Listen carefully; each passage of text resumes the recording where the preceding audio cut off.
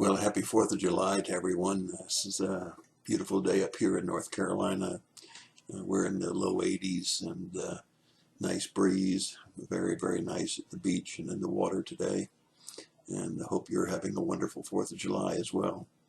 We're still in AD 28, Jesus' Gospels account, found only in Matthew, not in Mark, not in Luke, and not in John. We're at the Sermon on the Mount, the Beatitudes, and Jesus' teaching. Luke covers a few of the points in Sermon on the Mount, but not these that we've been covering. And so we're going to look today at an interesting subject that most churchgoers don't want the preacher to preach on, and that's almsgiving. Chapter 6, beginning at verse 1 and going through verse 4. And it's a warning. It says, don't be doing your almsgiving to be noticed. Don't be hypocrites like some of those in the synagogue. Don't do it so that you get man's attention, because you'll have your reward in full.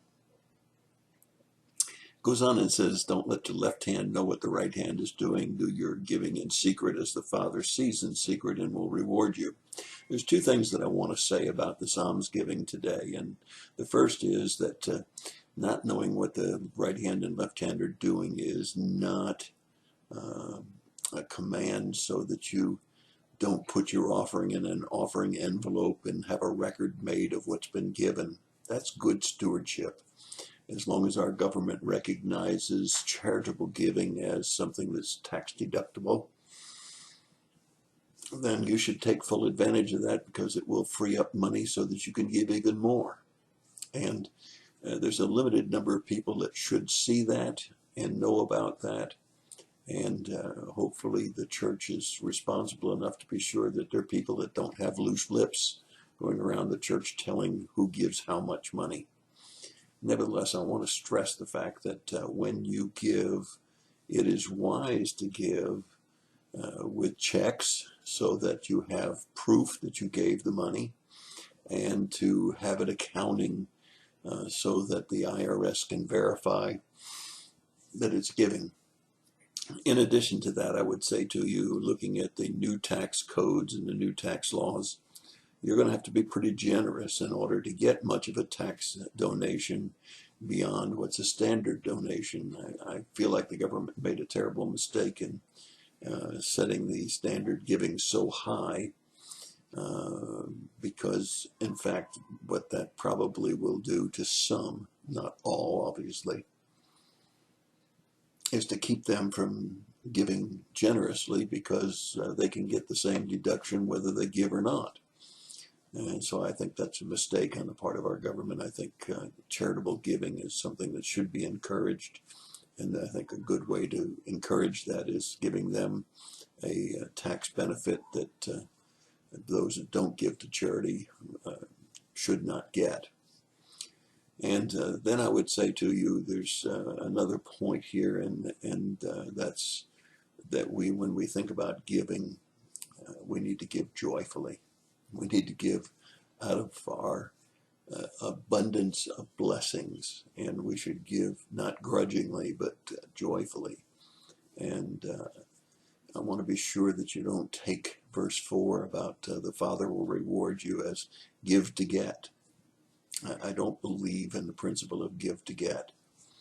I do believe in the principle that when you give generously and you give according to your blessings, that God tends to repay you in some way for that giving. It doesn't mean money will come back to you. Your washing machine may not break as often. Your car may not break. Perhaps you won't have the medical expenses you would have had otherwise. I believe He does reward us for our joyful sacrificial giving that's done not for the sight of man, but because we want to give back for His work. But we never want to think about the principle of give to get. And so I hope that you'll take a look at this section of teaching on almsgiving, and I hope that you'll remember that we should never be a hypocrite about our giving and brag about how much we give, or tell everybody, well, I don't just give 10%, I give 20%, or I give whatever. I think that's a mistake, and I think we ought to be very much aware that we should keep records of what we give so that we can get whatever tax benefits there are, so that we have more to give. And I think we should always give with a joyful heart and with the desire to advance His kingdom through our giving. And that's my thought for the day, for the 4th of July. And I hope that you have a wonderful holiday. If you have a long weekend this weekend, you're off on Friday, as many people are. I hope that you enjoy all of your extra time of R&R.